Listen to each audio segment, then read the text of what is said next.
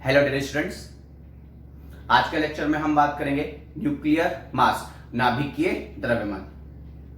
ठीक, जिसमें अपन लोग बात करेंगे कि किस तरीके से न्यूक्लियर मास इट मींस नाभिकीय द्रव्यमान को मेजर करते हैं और किस यूनिट के थ्रू, ठीक है ना, किस इकाई के द्वारा अपन नाभिकीय द्रव्यमान को क्या करते हैं, व्यक्त करते हैं। इससे पहले अपन लोगों ने डिस्कस करा था कि जो न्यूक्लियस होता है, जो नाभिक होता है, वो किसी भी एलिमेंट के जो एटम होता है उस एटम का सेंट्रल कोर होता है। इट मीन जो नाभिक होता है वो परमाणु का एक तरीके से केंद्रीय भाग होता है। ठीक, तो अपन लोगों ने इस तरीके से रिप्रेजेंट करा था। ठीक, और ये जो अपन लोगों के पास जो ये सेंट्रल कोर बनेगा, ठीक है ना, केंद्रीय भाग बनेगा, इस केंद्रीय भाग को अपन लोगों ने एक तरीके से क्या बोला था, न्यूक्लियस बोला था कि नहीं बोला था। ठीक, और इसी न्यूक्लियस में आप लोगों के पास प्रोटॉन भी है और इसी न्यूक्लियस में आप लोगों के पास क्या है, न्यूट्रॉन भी है। ठीक, और अपन सबको पता होता है कि इस न्यूक्लियस का जो साइज होता है, जो रेंज होता है, वो अपन लोगों के पास कितना होता है, 10⁻⁻15 मीटर होता है अप्रोक्सीमेटली, 10⁻⁻15 मीटर। तो अपन लोगों ने क्या देखा, अब आप बहुत ध्यान से देखना इस चीज को। अब आप देखिए, जो न्यूक्लियस है, जो नाभिक है, उसका जो रेंज है 10⁻⁻15 मीटर, बहुत स्मॉल है कि नहीं है। अब जब भी मेरे पास न्यूक्लियस आएगा तो मेरे को कोई रेंज बोलेगा तो मैं बोलूंगा 10⁻⁻15 मीटर। तो अब टाइम लग रहा है बोलने में, 10⁻⁻15 मीटर, 10⁻⁻15 मीटर। इसका जो साइज है, नाभिक का जो आकार है, 10⁻⁻15 मीटर। तो ऐसी कंडीशन पे एक साइंटिस्ट है कि यार क्या बार बार में आप लोग 10⁻⁻15 मीटर या 10⁻⁻15 मीटर बोल रहे हो। आप इसको ऐसा करिए कि आप इसको बार बार में 10⁻⁻15 मीटर ना बोल के आप इसको क्या बोलिए, 1 फर्मी बोलिए। आई बस में, तो अपन सबको पता होता है कि 1 फर्मी इक्वल टू होता है 10⁻⁻15 मीटर। होता है कि नहीं? तो ऐसी कंडीशन पे अपन ने क्या देखा कि एक तरीके से 10⁻⁻15 बहुत स्मॉल रेंज है। अब उसको रिप्रेजेंट, अब ना तो मैं इसको मीटर में भी 10⁻⁻15 मीटर, ना सेंटीमीटर में रिप्रेजेंट कर सकता हूं, ना किलोमीटर में रिप्रेजेंट कर सकता हूं। कर तो सकता हूं रिप्रेजेंट, लेकिन एक तरीके से इसको रिप्रेजेंट करने के लिए मेरे को एक सुविधाजनक इकाई की क्या थी, जरूरत थी। एक एप्रोप्रिएट यूनिट की क्या थी, मुझे रिक्वायरमेंट थी। तो ऐसी कंडीशन पे मैंने 10⁻⁻15 मीटर को क्या लिख दिया, 1 फर्मी लिख दिया। तो अब मैं डायरेक्ट 10⁻⁻15 मीटर ना बोल के मैं क्या बोल सकता हूं, 1 फर्मी। 1 फर्मी बोलते मुझे समझ में जाएगा कि हाँ, मैं किस पे बात कर रहा हूं, 10⁻⁻15 मीटर पर डिस्कस करना चाहता हूं।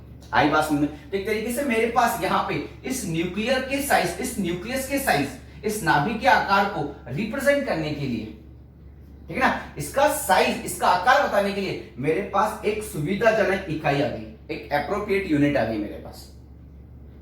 अरे बस समझे आप लोगों को? तो ऐसी कंडीशन पर आप देखना, जो अपन लोगों के पास प्रोटॉन होता है, प्रोटॉन का मास कितना होता है, प्रोटॉन का मास होता है 1.67 into 10⁻⁻27 kg, और न्यूट्रॉन का मास आप लोगों के पास कितना होता है, 1.68 into 10⁻28 kg।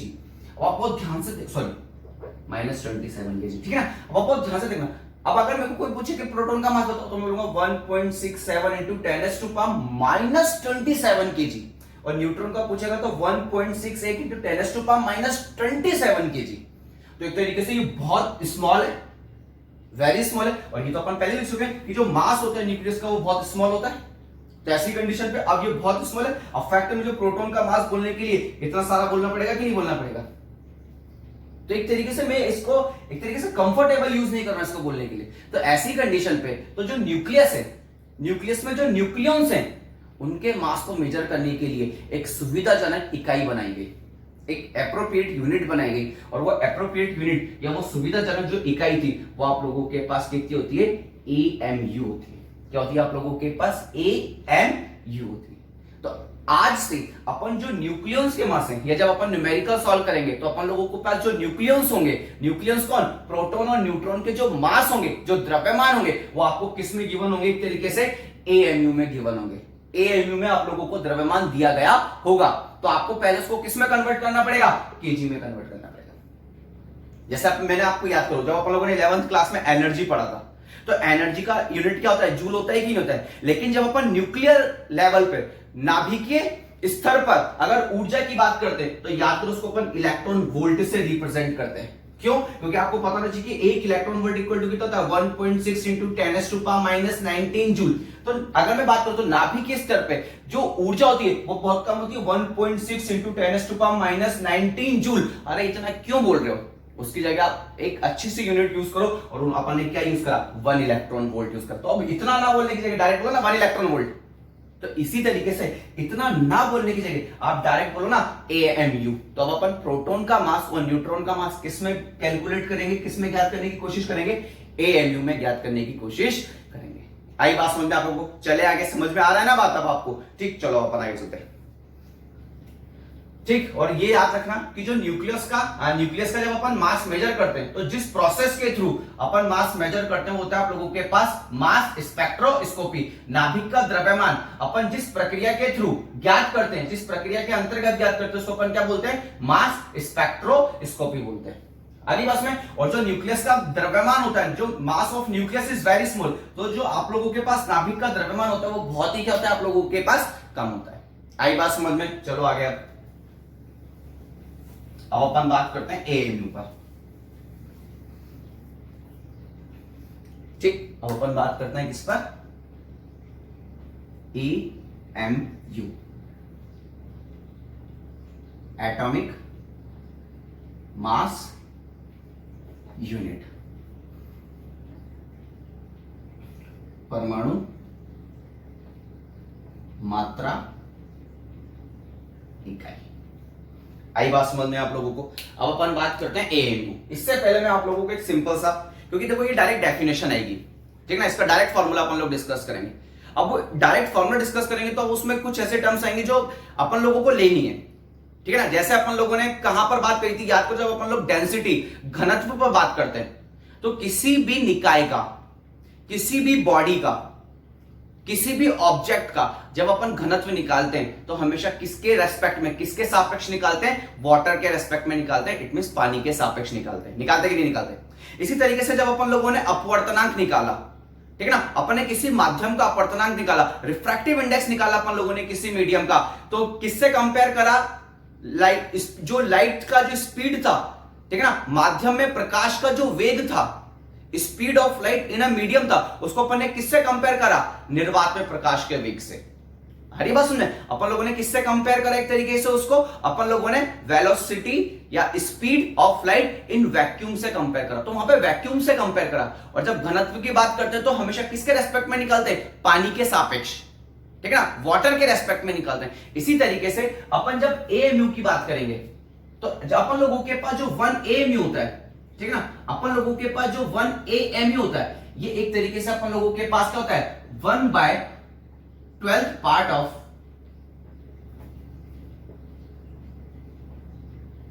Mass of the carbon 12। तो एक तरीके से जो कार्बन 12 का जो एटम होता है, ठीक है ना, अब मैं आपको बता देता हूं कि मास ऑफ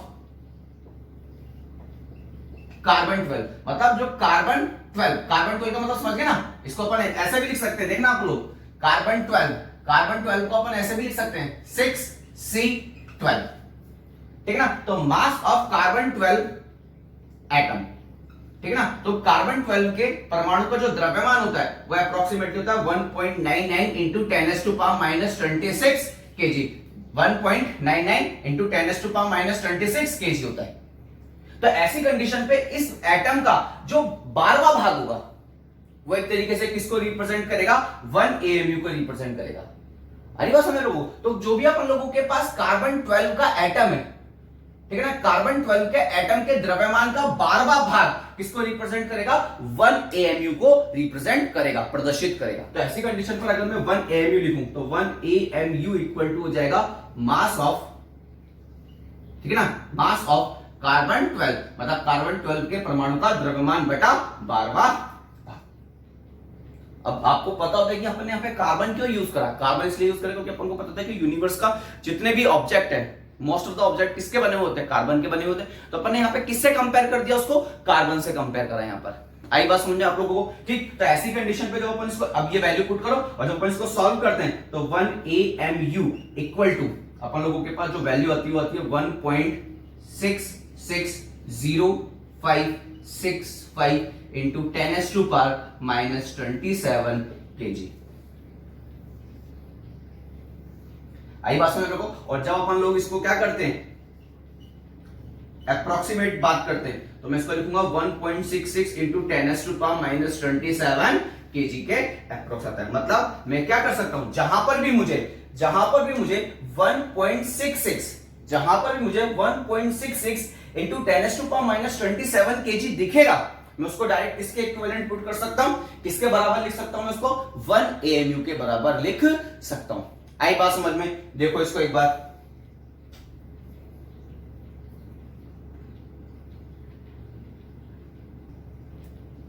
ठीक है। अब अपन क्या करते हैं, अब अपन प्रोटॉन और जो न्यूट्रॉन है अपने पास, ठीक है ना, उसके द्रव्यमान को, उसके मास को किस में रिप्रेजेंट करते हैं, अपन AMU में रिप्रेजेंट करते हैं। तो देखना आप लोग,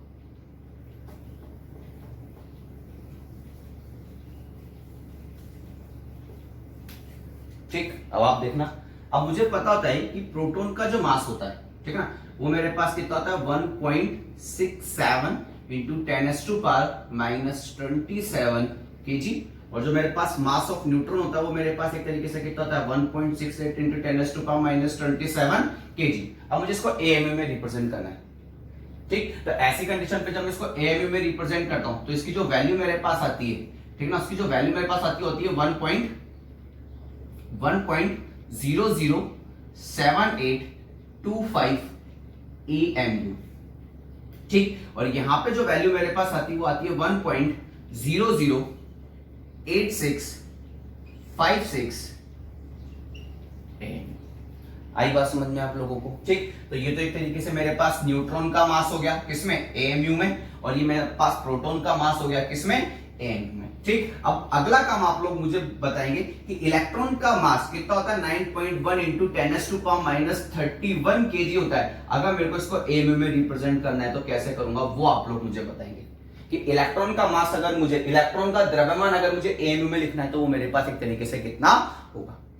आई बात समझ में आप लोगों को। तो अपन को ये याद रखना है बेटा, ठीक। ये कुछ वैल्यूज है जो अपन लोगों को बहुत अच्छे से याद होनी ही चाहिए, क्योंकि अपन लोगों को पता लगे कि अब जो 1 AMU होता है अपन लोगों के पास, वो अप्रॉक्स मेरे पास एक तरीके से कितना हो गया 1.66 के आसपास हो गया, 1.66 इंटू 10⁻⁻27 kg के आसपास हो गया। अगली बात सुनने, तो अब आप बहुत ध्यान से देखना कि यहां पर kg है, kg, ठीक है ना। तो ऐसी कंडीशन पर अगर मैं यहां से 1 kg की वैल्यू कैलकुलेट करूंगा तो 1 kg इक्वल टू कितना हो जाएगा, 1 kg इक्वल टू हो जाएगा 1/1.66 इंटू 10⁻⁻27 के सॉरी AMU हो जाएगा कि नहीं हो जाएगा। आगे ना बात समझे आप लोगों को। अब आप ये कितना है 1.67 इंटू 10⁻⁻27, और ये जो kg है इसको मैं kg के इस तरीके से 1 kg भी तो लिख सकता हूं ना, नहीं लिख सकता क्या, लिख सकता हूं। अब 1 kg की वैल्यू देखो AMU में ये वैल्यू यहां पे पुट करो। अब देखो ऊपर है 1.67 और नीचे 1.66, तो फैक्टर नीचे अगर मैं बात करूं तो 10⁻⁻27 से 10⁻⁻27 गया। अब नीचे छोटा नंबर है, ऊपर बड़ा नंबर है, तो जो भी वैल्यू है वो ग्रेटर देन 1 होगी। आई बस में। तो इस तरीके से जो अपने पास मास ऑफ प्रोटॉन आया AMU में कितना है 1.007825 AMU है, और यहां पर कितना आएगा न्यूट्रॉन के केस में 1.008656 AMU आएगा। और इलेक्ट्रॉन में आप लोग मुझे कैलकुलेट करके बताएंगे, कैसे कैलकुलेट करेंगे देखना। ये हो जाएगा 9.1 इंटू 10⁻⁻31 और साथ में क्या लिख देना 1 kg, और 1 kg की वैल्यू पुट करके मुझे आंसर बताएंगे आप लोग। आई बात समझ में, ठीक। तो इस तरीके से अपन लोग AMU पे क्या करते हैं, बात करते हैं। तो जब भी अपन जो न्यूक्लियर चैप्टर डिस्कस करेंगे, ठीक है ना, तो जितने भी न्यूमेरिकल सॉल्व करेंगे उसमें प्रोटॉन न्यूट्रॉन के मास आप लोगों को किस में गिवन होंगे, आप लोगों को AMU में गिवन होंगे। तो अगर अपन कर सकते हैं, वैसे तो अपन कैलकुलेशन में AMU करके सॉल्व कर देंगे, लेकिन अगर जहां पे लग रहा है कि नहीं यहाँ पे kg में कन्वर्ट करना जरूरी है, तो वहां पर अपन उसको क्या करेंगे, kg में भी कन्वर्ट करेंगे। आई बस में। और जब अपन को kg में कन्वर्ट करना होगा तो किससे मल्टीप्लाई कर देंगे, अब AMU है इसको किस में बदलना है, kg में बदलना है। तो 1 अब यहाँ पे 1 AMU लिख सकता हूँ कि नहीं लिख सकता हूँ, और 1 AMU कितना होता है आप लोगों के पास 1.66 इंटू 10⁻⁻27 kg। आई नहीं आई बात समझ में आप लोगों को। देखो इसको एक बार, ठीक है बेटा। अब अपन इससे रिलेटेड क्वेश्चंस देखते हैं। क्वेश्चन नंबर 1 देखो क्या कह रहा है, find out energy related to 1 gram of mass. मतलब 1 ग्राम द्रव्यमान के साथ ठीक है ना, कितनी ऊर्जा होगी वो अपन लोगों को क्या करना है, ज्ञात करना है। और किसमें ज्ञात करना है, मेगा इलेक्ट्रॉन वोल्ट। ठीक, अब आप सबको पता होता है कि 1 एम, ठीक है ना, 1 मेगा, ठीक है ना, आप इसको 1 मेगा भी लिख सकते हैं और 1 कैपिटल एम भी लिख सकते हैं। इसका मतलब होता है 10⁻⁶। कितना होता है, 10⁻⁶, 10 की घात 6 होता है। आई बात समझ में आप लोगों को। और इलेक्ट्रॉन वोल्ट, और आप सबको पता होता है कि 1 इलेक्ट्रॉन वोल्ट इक्वल होता है 1.6 इंटू 10⁻⁻19 जूल, मतलब 1.6 इंटू 10 की घात -19 जूल एक इलेक्ट्रॉन वोल्ट के बराबर होता है। आई बात में, अब आप बहुत ध्यान से देखना। ठीक, जैसे मान लीजिए कि 1 जूल है, 1 जूल कितना है, 1 जूल। अब मुझे इसको इलेक्ट्रॉन वोल्ट में कन्वर्ट करना है। अब 1 जूल को मेरे को किस में कन्वर्ट करना है, इलेक्ट्रॉन वोल्ट में। तो कैसे कन्वर्ट होगा, तो अब आप बहुत ध्यान से देखो कि अगर मैं इस पूरे नंबर को नीचे लेके चला जाऊं तो ये जाएगा 1/1.6 इंटू 10⁻⁻19, जो गया electron volt equal to 1 joule हो गया कि नहीं हो गया। तो ऐसी कंडीशन पे अगर मेरे को जूल को इलेक्ट्रॉन वोल्ट में कन्वर्ट करना है, बहुत ध्यान से सुना, अगर मेरे को जूल को इलेक्ट्रॉन वोल्ट में कन्वर्ट करना है तो जो भी नंबर हो उसमें किसका डिवाइड कर देना, मुझे 1.6 इंटू 10⁻⁻19 से क्या कर देना है, डिवाइड कर देना है। और अगर मेरे पास कोई भी नंबर हो, जैसे लिखा हुआ 2 इलेक्ट्रॉन वोल्ट, इसको कन्वर्ट करना है किसमें, जूल में, तो मैं 2 इलेक्ट्रॉन वोल्ट को ऐसे भी तो लिख सकता हूं, 2 और 1 इलेक्ट्रॉन वोल्ट, और 1 इलेक्ट्रॉन वोल्ट की वैल्यू तो आपको पता है, तो कितना जाएगा 2 इंटू 1.6 इंटू 10⁻⁻19 जूल हो जाएगा, क्यों जाएगा, तो कितना जाएगा 3.2 इंटू 10⁻⁻19 जूल। तो अगर इलेक्ट्रॉन वोल्ट को जूल में कन्वर्ट करना है, तो 1.6 इंटू 10⁻⁻19 से क्या कर देंगे, गुणा कर देंगे। और अगर सपोज इलेक्ट्रॉन वोल्ट को जूल में बदलना है, ठीक है, सॉरी, जूल को इलेक्ट्रॉन वोल्ट में बदलना है, तो अपन क्या करेंगे, 1.6 इंटू 10⁻⁻19 से क्या कर देंगे, डिवाइड कर देंगे, भाग दे देंगे। आई बात समझ में आप लोगों को। अब आप देखना यहां पे वो क्या कह रहा है, वो यहां पे ये कहना चाहता है कि आप लोगों के पास 1 ग्राम द्रव्यमान है, आप लोगों को द्रव्यमान दे रखा है, ठीक है ना, आप लोगों को मास दे रखा है, और मास आप लोगों को कितना दे रखा है, 1 ग्राम। और वो कह रहा है कि 1 ग्राम जो द्रव्यमान है, जो मास है, उसके साथ कितना एनर्जी उस रिलेटेड होगा, वो अपन लोगों को कैलकुलेट करना है। क्योंकि आपको पता है कि अपन सबको पता होता है कि एनर्जी मास रिलेशन से, एनर्जी मास रिलेशन, ठीक है ना, ये किसने दिया था, आइंस्टाइन ने दिया था। और एनर्जी मास रिलेशन के अकॉर्डिंग ऊर्जा द्रव्यमान संबंध के अनुसार क्या होता है, आप लोगों को पता होता है, E इक्वल टू mc² होता है कि नहीं होता है, मतलब अपन सबको पता होता है कि जिसके पास द्रव्यमान है फिक्स है कि उसके पास ऊर्जा होगी, और जिसके पास ऊर्जा होती है उसके पास क्या होता है, एक तरीके से द्रव्यमान होता है, ठीक है। तो अब ये एक तरीके से एक दूसरे में इंटरचेंज हो सकते हैं, ठीक है, ऊर्जा द्रव्यमान में बदल जाती है और द्रव्यमान किसमें बदल जाता है, क्योंकि जिसके पास द्रव्यमान होगा वो किसमें बदल जाएगी, फिर ऊर्जा में बदल सकते हो आप उसको। तो ऐसी कंडीशन पर अपन क्या देखते हैं कि द्रव्यमान को आप ऊर्जा में कन्वर्ट कर सकते हो, और ऊर्जा को आप किसमें कन्वर्ट कर सकते हो, द्रव्यमान में बदल सकते हो। तो ऐसी कंडीशन पर आप देखना, आपको क्या कैलकुलेट करना है, E कैलकुलेट करना है। आपको M दे रखा है, C का वैल्यू कितना होता है, C का मान कितना होता है, 3 इंटू 10 की घात 8 मीटर पर सेकंड होता है कि नहीं होता है। तो आप बहुत ध्यान से देखना, तो E इक्वल टू आप लोगों के पास हो जाएगा 1 ग्राम। तो पहले इसको केजी में बदलेंगे, और केजी में बदलने के लिए क्या करेंगे, 1000 से भाग दे देंगे कि नहीं दे देंगे, 1/1000, अभी किसमें कन्वर्ट हो गया, केजी में, तो जाएगा 1/1000 इंटू c², तो कितना हो जाएगा 3 इंटू 10⁸8 का होल स्क्वायर हो जाएगा। तो ऐसी कंडीशन पे आप लोगों के पास E इक्वल टू कितना हो जाएगा,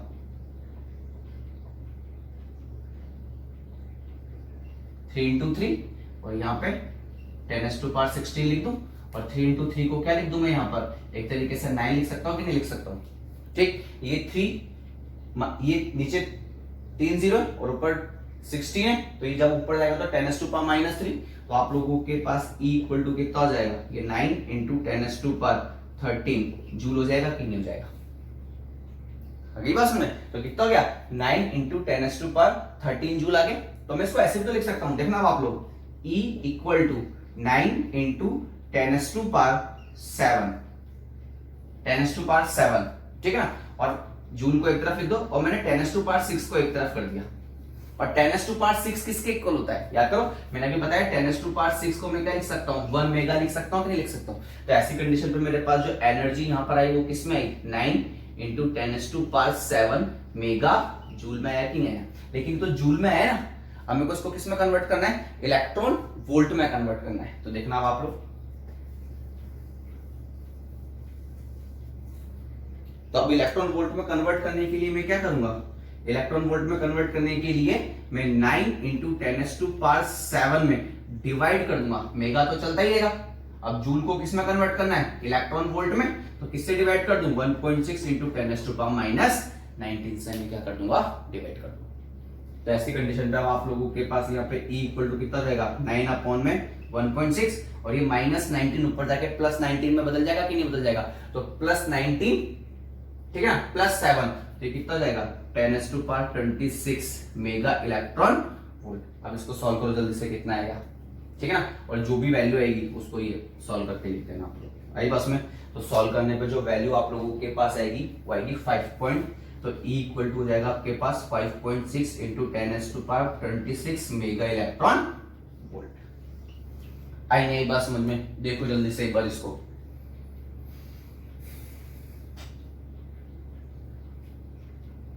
तो ऐसे पर क्या नोटिस कर रहे हैं अपन? ये नोटिस कर रहे हैं कि अपन इजीली द्रव्यमान को ऊर्जा में बदल सकते हैं और ऊर्जा को अपन किसमें कन्वर्ट कर सकते हैं, ठीक है ना, द्रव्यमान में बदल सकते हैं। अब एज इट इज ये क्वेश्चन है, मेगा इलेक्ट्रॉन वोल्ट में कैलकुलेट करना है। अब यहां पे लिख लो आप लोग, यहां पे लिख लो आप लोग 16 मिलीग्राम, ठीक है ना। Find out energy related to 16 milligram, ठीक है ना। 16 मिलीग्राम के द्रव्यमान के साथ कितनी ऊर्जा रिलेटेड होगी?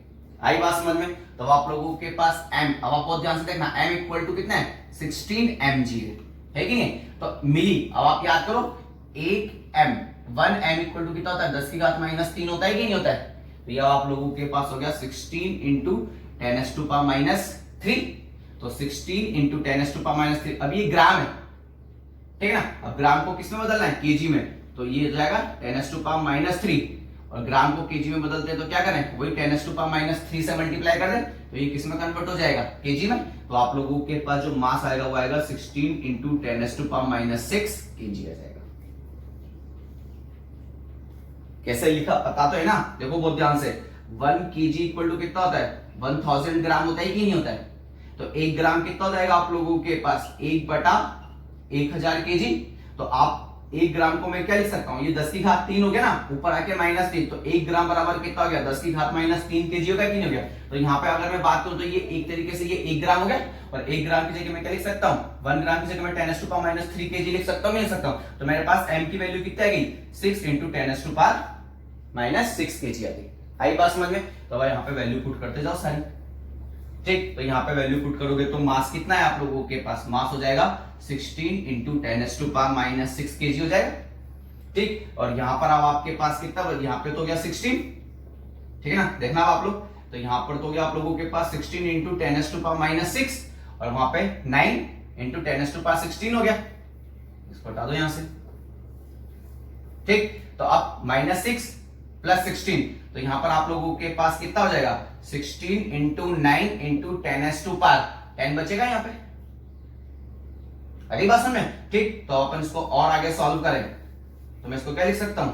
E इक्वल टू हो जाएगा 16 इंटू 9 और यहाँ पे ये कितना हो जाएगा आप लोगों के पास? इसको मैं 10⁻4 को एक तरफ लिख देता हूं, ठीक है ना, जूल, और 10⁻6 को एक तरफ लिख देता हूं। और 10⁻6 को मैं क्या लिख सकता हूं? मेगा लिख सकता हूं कि नहीं लिख सकता हूं? तो जो वैल्यू मेरे पास आएगी E इक्वल टू कितनी जाएगी? 16 इंटू 9 इंटू 10⁻4 मेगा जूल। आई बात समझे आप लोगों को, ठीक। तो अब आप इलेक्ट्रॉन वोल्ट में कन्वर्ट करना है। इलेक्ट्रॉन वोल्ट में कन्वर्ट करने के लिए मैं क्या करूंगा? वही 16 इंटू 9 इंटू 10⁻4 में किससे डिवाइड कर दूंगा? 1.6 इंटू 10⁻19 से डिवाइड कर दूंगा, ठीक। अगर यहां से अगर मैं बात करूं तो यहां से पॉइंट हटाऊंगा तो यहां पे 10⁻5 हो जाएगा कि नहीं जाएगा? -19 ऊपर आके +19, तो यहां पे कितना जाएगा? 24, ठीक। 24 आता है, ये 16 से ये 16 कैंसिल हो गया, तो ऊपर आप लोगों के पास अब कितना बचेगा? 9। तो आप लोगों के पास आंसर कितना जाएगा? 9 मेगा इलेक्ट्रॉन वोल्ट आंसर आ जाएगा। आई बात समझ में आप लोगों को, ठीक। तो ये तो एक नॉर्मल बात हो गई, जिसमें अपन लोगों ने ग्राम में बात कर ली, केजी में बात कर ली, लेकिन अपन क्या पढ़ रहे हैं, न्यूक्लियर नाभिक। अब इसमें जो द्रव्यमान होंगे, प्रोटॉन और न्यूट्रॉन के द्रव्यमान, वो तो किसमें होंगे, एएमयू में होंगे कि नहीं होंगे। तो एज इट इज यही क्वेश्चन है, find out energy related to 1 AMU। Find out energy related to 1 AMU। Try करो जल्दी से, आंसर बताओ मुझे कितना आ रहा है।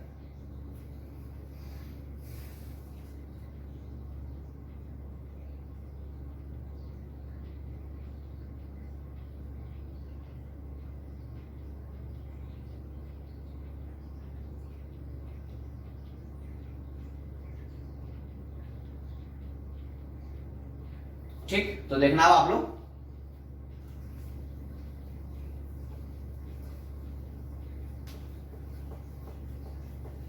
अब अपन को यहां पे द्रव्यमान किसमें दे दिया, मास किसमें दे दिया, एएमयू में। तो m इक्वल टू कितना जाएगा, 1 AMU। अब मेरे को एनर्जी इक्वल टू, फॉर्मूला क्या है मेरे पास, E इक्वल टू mc²। तो फैक्ट है वहां पे जो मास होगा वो केजी में रखता हूं, क्योंकि जितने भी न्यूमेरिकल जब अपन सॉल्व करते हैं तो जो यूनिट रखने की कोशिश करते हैं वो एमके सिस्टम में यूज करते हैं, तो इसको एमके में बदलते हैं पहले। तो 1 AMU इक्वल टू कितना होता है, अप्रॉक्स लिख लेता हूं मैं, अप्रॉक्स, या फिर डायरेक्ट लिख लेते हैं अपन। तो 1.660565 इंटू 10⁻⁻27 केजी हो गया। ठीक, और सी की वैल्यू आप लोगों के पास कितनी होती है, 3 इंटू 10⁸8 मीटर पर सेकंड होती है। तो ऐसी कंडीशन का फॉर्मूला कितना होता है आप लोगों के पास, E इक्वल टू mc²। ठीक है, तो ऐसी कंडीशन पे जब आप वैल्यू पुट करेंगे तो m की वैल्यू कितनी जाएगी, 1.660565 इंटू 10⁻27 इंटू, अभी c स्क्वायर है, डायरेक्टली लिख दो इसको, 9 इंटू 10⁻16। अब ये जो वैल्यू आई है किसमें आई है मेरे पास, जूल में आई है। इसको इलेक्ट्रॉन वोल्ट में अगर मुझे कन्वर्ट करना है तो जो भी मेरे पास ये नंबर है, ठीक है ना, यहां पे देखना, ये हो जाएगा 1.660565 इंटू 9, और यहां पे कितना बचेगा आप लोगों के पास, यहां पे बचेगा 10⁻11 अपॉन में मेरे पास कितना जाएगा, 1.6 इंटू 10⁻19, और ये किसमें कन्वर्ट हो जाएगा, इलेक्ट्रॉन वोल्ट में कन्वर्ट हो जाएगा।